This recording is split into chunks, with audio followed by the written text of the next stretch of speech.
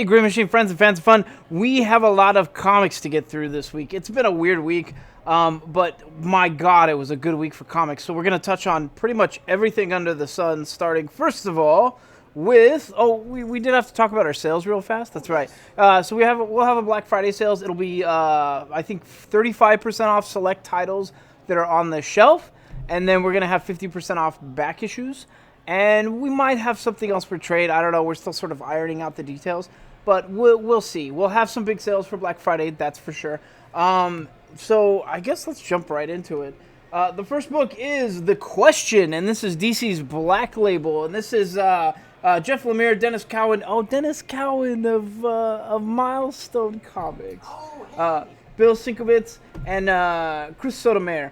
And this was amazing, honestly amazing. As far as like one of the Black Label books, I loved it. Granted, it's Jeff Lemire, so I expected a little bit more of a mind screw than I got. But it's a very, very interesting detective story. On top of that, man, he's a little bit more than edgy at times, which is one of the reasons why I do like The Question.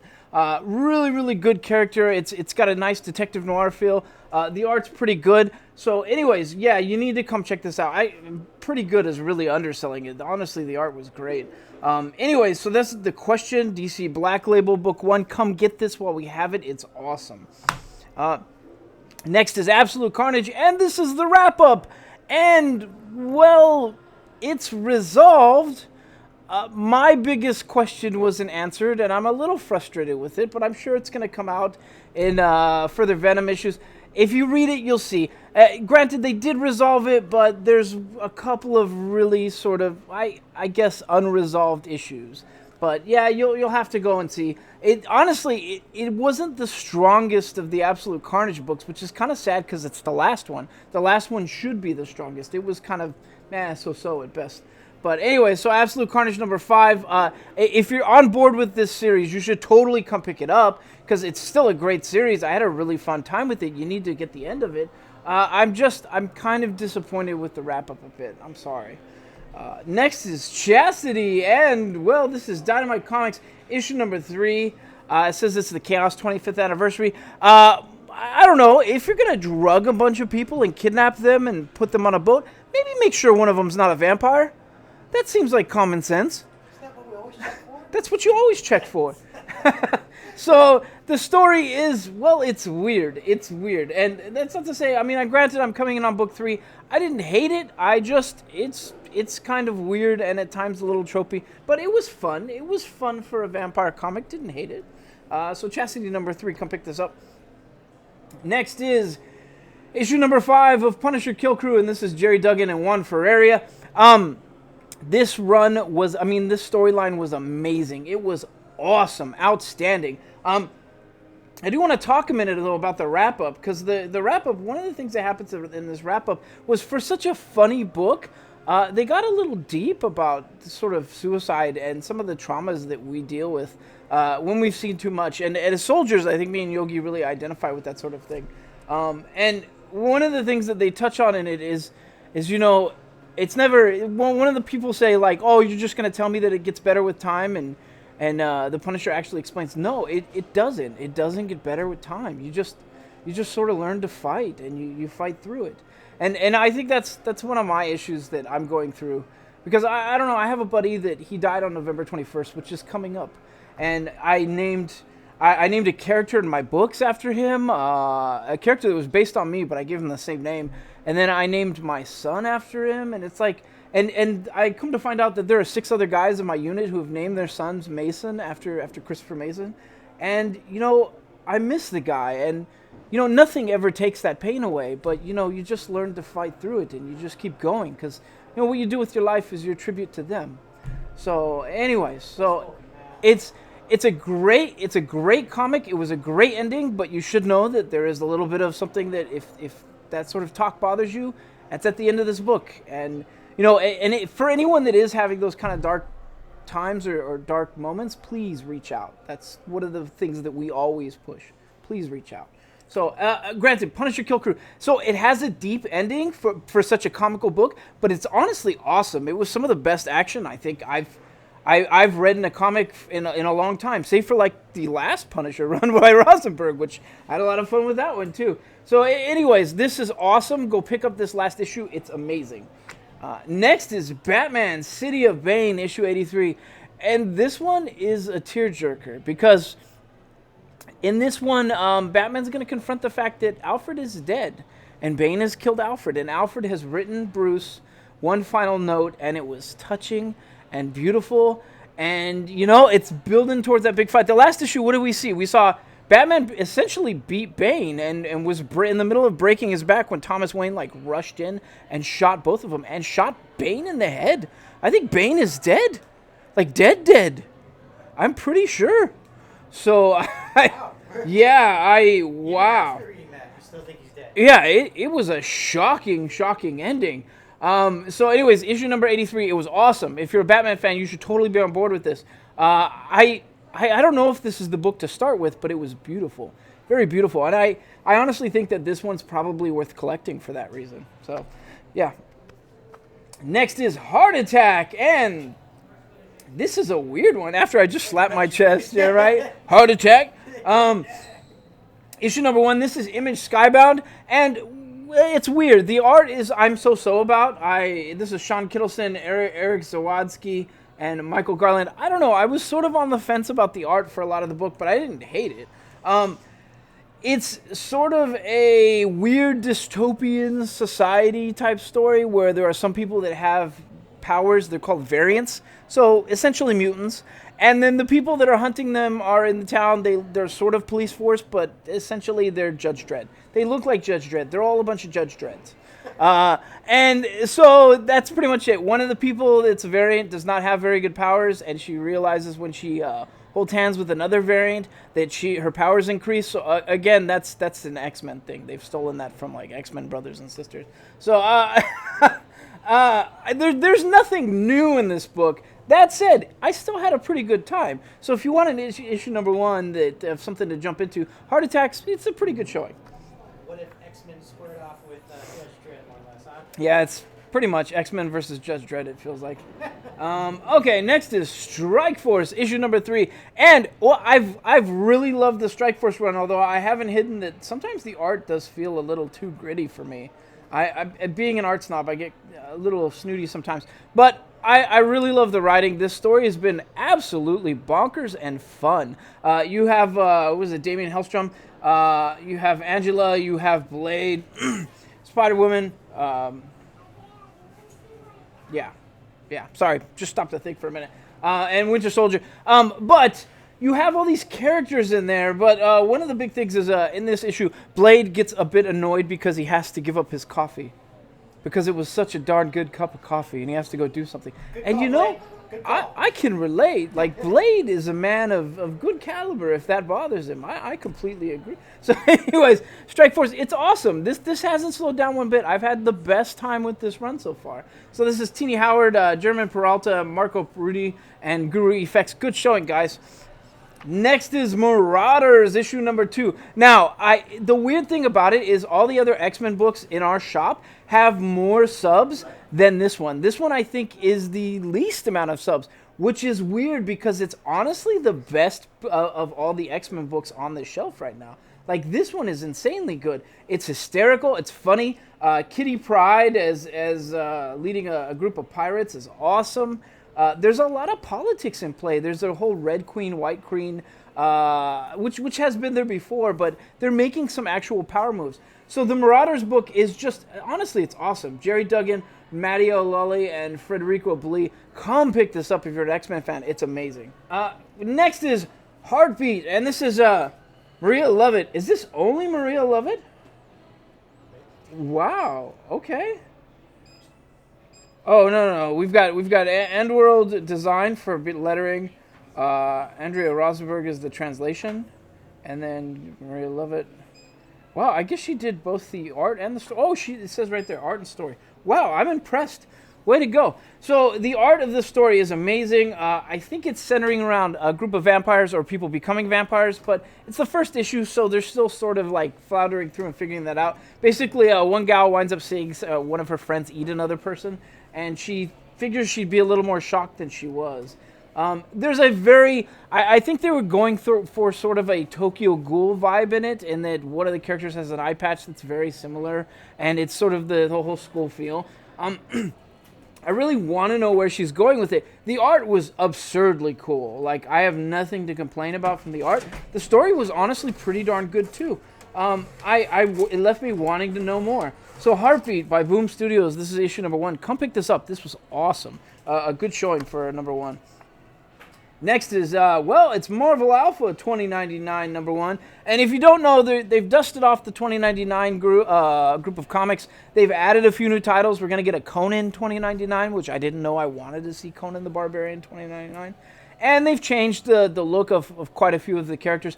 I want to know more, and this is pretty much the sampler for it, I guess you could say. It demos a lot of the different storylines. There's some weird stuff. You do get to see sort of a half-bodied Watcher kind of giving information to Doom, which is sort of cool, chained up and stuff.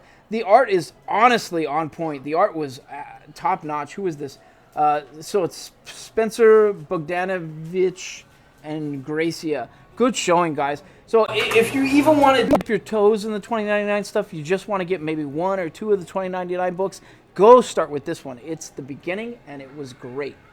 Although I should say the Amazing Spider-Man this week is probably the beginning. So maybe this is just the second book in this series, I guess. Next is He-Man and the Masters of the Universe. So, He-Man and the Masters of the Multiverse. So He-Man's got a multiverse going on, and it turns out there's a negative version of He-Man that I guess he's not negative, he's just evil. He comes from instead of Grayskull, it's Hellskull is the name of his thing. And they look really cool. They look kind of like Dark Knight's metal characters. Their skin and their coloring is way different.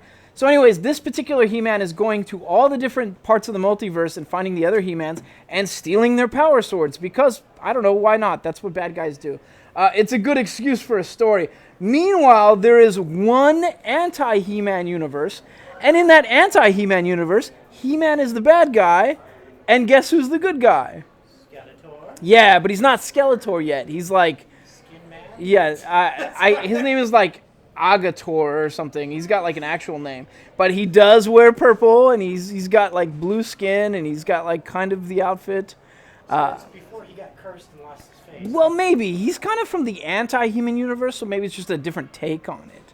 Cool, sort of thing. It's cool. So they go and pick him up because they're like, you are one of the few that can counter a He-Man, and generally Skeletor tends to get beat. But you don't get beat in your universe, so we've brought you into the fray. So that's cool. It's definitely a different take. They're going new routes. It's fun. I recognized all the characters from my childhood, had a great time. So He-Man and the Masters of the Multiverse, I want to know so much more. The art was amazing. So issue number 1, definitely don't skip on this. Come pick it up. Next is Star Wars, issue number 75, and this is before Destination Hoth. So this is, wow, what a ride. I think this is the last one, right? Because they're relaunching as Hoth. Yeah, and then, the next one up is a one-shot. Next one up is a one-shot, and then they're just restarting the whole line for a new run. Yep. I've had a lot of fun with this run. I mean, it's the OG Star Wars cast that we all know in a comic. The art has been on point. More importantly, in this particular issue, you get Chewbacca versus Darth Vader, which is a great fight. that I don't know who to bet on. I think you always bet on the Wookiee, right? Yeah. So anyways, issue number 75, Star Wars Destination Hoth. This is Pack and Noto. Totally worth buying. It was a great showing. If you're a Star Wars fan, you will not be disappointed with this. Next is Alpha number 1, Annihilation Scourge. Did I say Alpha? It's Annihilation Scourge number 1. I'm tired.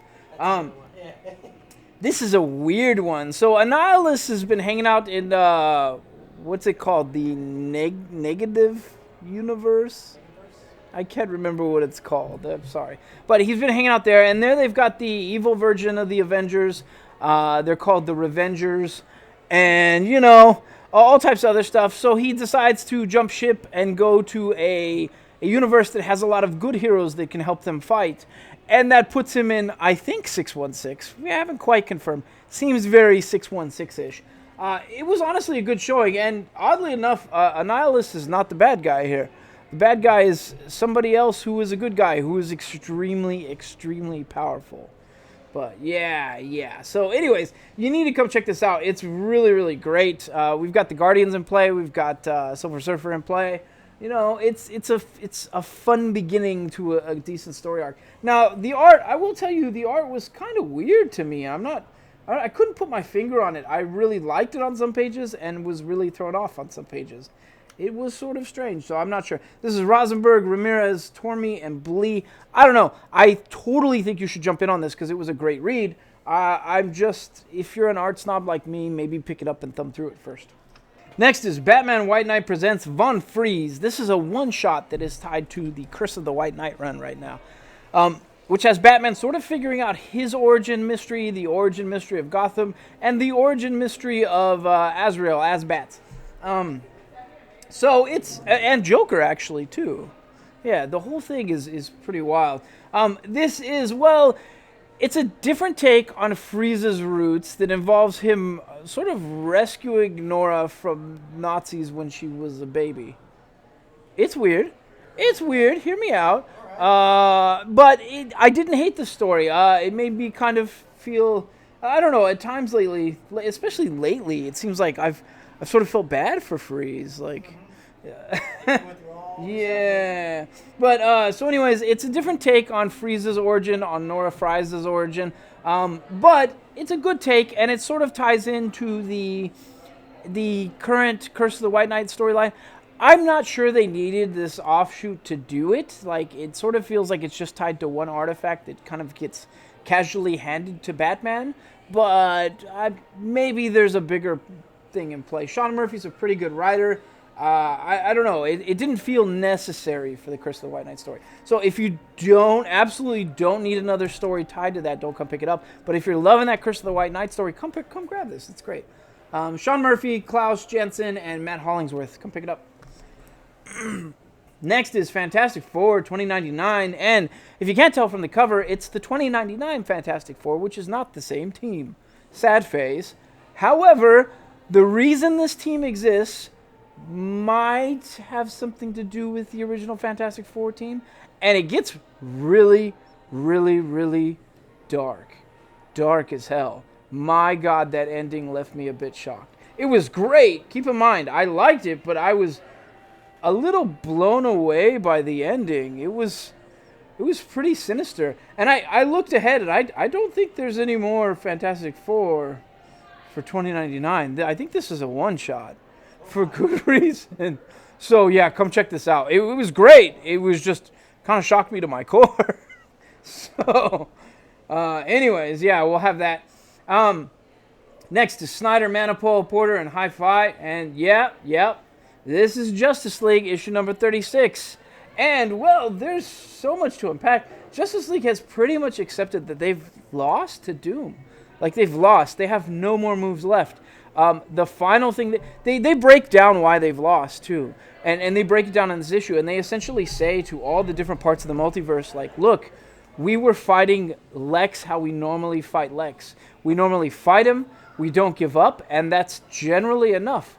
But in this instance, Lex appealed to the evil parts of other people and made the whole world against everyone. And we didn't know how to fight that. So they put together a plan, and it's pretty good. But man, that's some brilliant writing right there. Really, really deep stuff. Like, what do you do when your opponent has grown? Right? You have to grow too.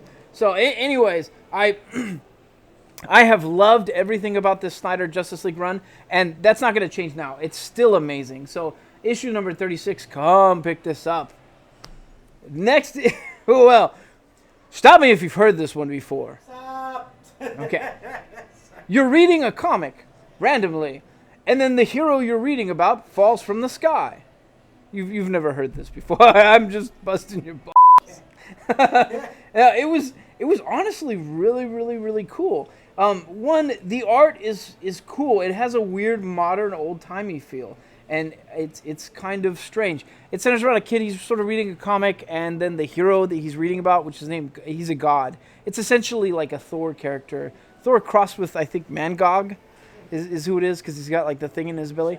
But yeah, so this person falls out of the sky, and the kid decides to heal him. So the guy's like laying there in pain. So the kid like runs into town, gets some pills out of the cabinet, runs back, he gives him some, and the guy gets up and he's like, I feel great. Why do I feel so great?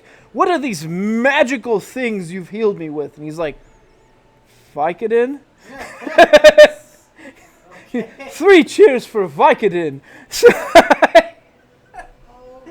I loved it. I had a good time with it. And you get to the back and you find out that, well, it says that this is a must-have for fans of the comics of Jack Kirby or the films of Steven Spielberg. And it feels like that. It feels like it's a tribute to Jack Kirby. That's what I was sort of reading. So the art was, it's a different take on sort of it's weird old-timey new art. You get some newsprint pages, it looks like. But it's great. The writing was awesome. It was fun. It kept me entertained. I want to know more. So Olympia, this is a great showing. An Image. Kurt Pyers, Tony Pyers, Alex Diotto, D. Cunafi, and Michael Myers. Come pick this up. It was awesome. Next is Immortal Hulk, issue number 27. So, if you don't know, there's sort of an evil organization in the Marvel Universe. They're called Roxxon, which I think is an Exxon reference. And during War of the Realms, they actually sold the rights to Earth to the Dark Elves. So they're not good people, and they're led by a Minotaur. Well, the Hulk's a little pissed. Just a little. Just a scotch pissed. And so he decides to go and tear up stuff and destroy the Roxxon Corporation, or at least hurt them where it counts, by destroying their data servers. Because they have Roxbook and Roxblur, and yeah, they've done it to all the social networks. Yeah. Probably My Rocks or MySpace or I don't know. Roxler. Anyway, so that's funny. The art is honestly absurdly good. I never have anything to complain about these Immortal Hulk books. And that's Ewing, Bennett, Jose, and Mounts. The writing is awesome. And once again, they're changing Hulk's mythos. Something is going to change back. They've worked through something. So yeah, you totally need to be picking this up. It is a book that is, I guess, dynamic would be the term for it. It's not static. It changes almost all the time, and that's great. So Immortal Hulk 27. Honestly, it's a must-buy if you're a Marvel fan this week. Next is, well, it's Deadpool number 1. This is Thompson, Bacalo, Foucher, Townsend, and Curiel. And this was, well, it was weird. It was great. It was fun. Let me break it down for you. Deadpool's been hired. It's a giant monster. He doesn't want to go to Staten Island because that's where the job is. And he never goes to Staten Island unless he's getting paid like at least $40. So that's his reasoning. Elsa Bloodstone is in it. Gwenpool is in it, but it's sort of surreal. She just sort of appears and she's like, hey, can you do me a favor? Can you take care of my pet land shark? His name's Jeff. See, I don't know, my books, I keep losing my books, and I don't want him to die. So she's breaking that fourth wall with Deadpool and passing off her land shark. Okay. Which is kind of funny. Yeah. So Deadpool's going to run around with the land shark, and that's great. Honestly, I had a really good time. The art was really good. The story was, well, it's a weird Deadpool story, but if you're into that kind of comics, you know who you are. You'll probably love this. And it's $4.99 first issue. Come pick this up if you're a Deadpool fan. Deadpool fan. Are you a Deadpool fan? $14.99. Next is, well, this is by Hein, Haberlin, and Van Dyke, and this is The Marked, issue number 2. Now, I was gushing about The Marked number 1. It had really good art. It centered around sort of witches and wizards, I guess, that they get tattooed and suddenly they have powers. One of them messes over the other one by using experimental magic and makes her blind and gets thrown out of the, I don't know if you'd call it a coven, a cabal of wizards and witches. So yeah, that's the beginning of it. And meanwhile, in this issue, the person that gets tossed out actually decides to go work for the government, because that always works out for people in these stories, right? Yeah. Right. So we've got a government organization that's learning to do magic and a sort of family-run sort of cabal of wizards and witches that know their stuff. So it's going to be interesting to see this come together. I love the art. The art is just absurdly cool. I mean, they really went above and beyond with this artist to demonstrate. If you're going to do a story about art, even if it's art on tattoos and skin, like you really, if it involves magic, you got to go above and beyond. You got to make it look beautiful. I think Blackbird was the other good example of that. Yeah, the Blackbird comic, the way they did magic was just, the art was absurdly cool. This is no exception. In the same vein as that. So anyways, issue number 2, come pick this up. It's great. Next is Year of the Villain Crush. This is keeping with our Sins of the Father sort of motif, I guess you could say. And, well, there's a lot has happened in the Teen Titans team. They're essentially broken. They've been broken for a while since Arrow killed Deadpool. Not Deadpool. Deathstroke. Got my clones mixed up there since she killed Deathstroke. And, well, it's currently Crush is being controlled by Lobo, and, you know, that Lobo does not really, he's not a good father figure, I guess you could say. Gasp. Shocker. Lobo is not a good father figure. So anyways, the Titans have to deal with, well, an evilly controlled Crush, which I can't imagine much things that are worse. I think Jin, she'd probably be worse because she's got some unlimited power. But that's the only one of them I think would be worse. So anyways, this is issue number 36, Teen Titans. Honestly, this was a better showing than a few books back. I had a really good time with this book, which is saying a lot. Because a couple issues back, it just felt like they kind of lost their way for a bit, and they were sort of filler. So anyways, issue number 36, come pick this up. Plus, you get a nice acetate cover. In keeping with the Sins of the Father motif, this is Year of the Villain Black Manta. And, well, actually Aquaman is what it is. But, yeah, Black Manta. It centers around Black Manta and Aquaman. And the fight is awesome. Honestly, this is a good fight. There was a lot of action. There's a lot of people in play. Mira's there. Mira's pregnant. So, like, people are, like, trying to keep her out of the fight. And she's like, no, you don't keep me out of the fight. Meanwhile, Black Manta's in play, but Aqualad is there too, and Aqualad is his kid. So, yeah, Black Manta's got daddy issues because he thinks Aquaman killed his dad, and meanwhile, you know, Aqualad clearly has daddy issues because his dad is Black Manta. So, yeah, it's brutal, it's good, there's a lot of intrigue, the action was amazing. So I had honestly an awesome time with it, and it's been a long time coming too. We said that about Teen Titans, and I'll say it too about Aquaman. It felt like for a while there was some filler there that it went on too long, like a storyline went on too long. This was great. So, anyways, issue number 54 of Aquaman. Come pick this up. It was great. She's still pregnant? She's still pregnant. It's coming. I mean, I don't know how long she's gonna be pregnant. There's Family Guy, and that gal on that show was pregnant for like 10 years. That's true. 20 years. Anyways, next book is Lerner Ricardo Underwood Sanchez Almera, and this is Absolute Carnage, Captain Marvel. Really, though, this book should be about, well, Chewie, her cat. It's an awesome Chewie the cat story because she comes home, and instead of her cat eating too much with the cat sitter, this time her cat has gotten possessed by a Carnage symbiote. Yeah, so a Flurkin possessed by a Carnage symbiote. That's a bad combination right there. Yeah. So anyways, it was a great read. I had a really, really good time with it. The art was definitely on point. The storyline was fun. I love any time the cat comes into play and that, you know, people that read comics know that the cat's name is Chewie, not Goose. I liked Goose in the movie, granted, but his name's Chewie. Or her name. Her name's Chewie. So, anyways, yeah, Absolute Carnage, Captain Marvel. Come pick this up. It was fun. Granted, I don't think you're going to get more of the Absolute Carnage story. This is just a side story. It doesn't really do much with the main story, but it was fun. So come grab it. Now we're going to do our go and no-go books. So these are just going to be really, really fast and furious reviews. Maybe one line saying why I thought you should buy it or shouldn't buy it. And we'll keep going. Spider-Verse, issue number 2, North Perez, Tarragona, and Gracia.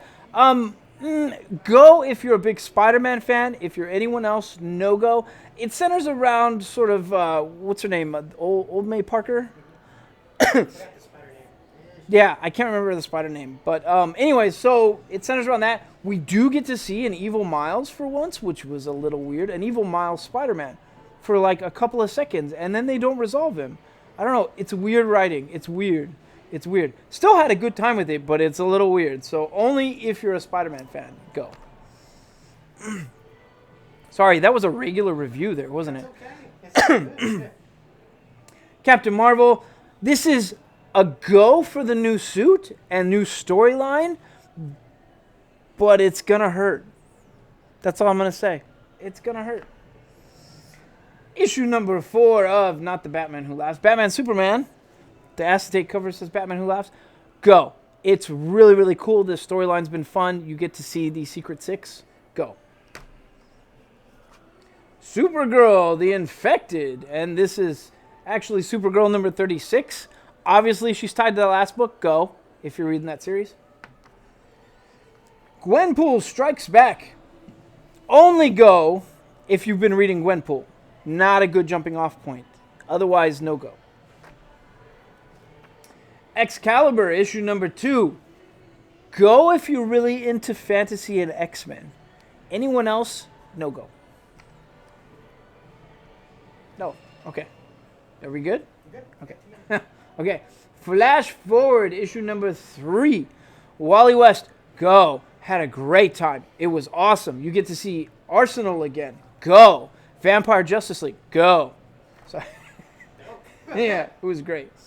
Nightwing, Talon in the Court of Owls. The cover is awesome. The story was not. It's only go if you're a Nightwing fan. Otherwise, no go. The Amazing Spider-Man, issue number 34. Go. It was great. It's the beginning of 2099. Go. Oh, okay. Next book is Earth's Mightiest Heroes, The Avengers, issue number 26. This is on the fence. It's about Starbrand. I don't know. You get to see a Starbrand dinosaur. It's kind of cool. Sort of felt like filler. Maybe, I don't know. Go if you're an Avengers fan. The Mask, issue number 2. Go if you like The Mask. If you're anyone else, no go. Go pick up the first issue first. Metal Men. No go. No go. Did not have a good time with the story. The story is weird. The Metal Men do like Harry Potter, which was kind of funny. They're kind of funny, but I don't know. I didn't have the best time. I don't know. The art's good. Scarab. This is Blue Beetle, The Infected. Go. It's really, really cool. I don't know. I'm a giant Blue Beetle fan, so like I'm really biased here, but I had a great time with it. Captain America, issue 16. Go.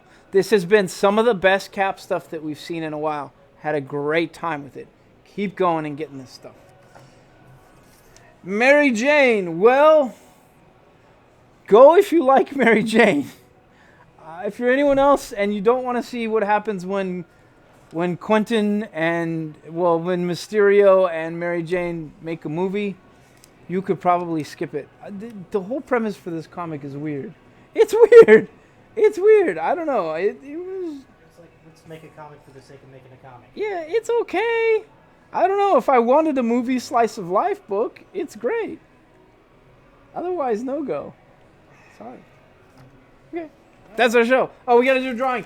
This week, we were using the other thing for trivia, so I have to draw out of a bag. Yeah, so if you come in the store, you can still win some Trivia Challenge comics. Oh, yeah, we have Trivia Challenge comics. Come win some free comics. 351. That's going to be Tona Lopez. Tona Lopez, you won a poster. 345. Mark Ampon. Mark Ampon, you won a poster. He got books this week, too. 241. It's going to be Hannah Graver, and that's it. Hannah Graver, and that's our show for the week. So, okay.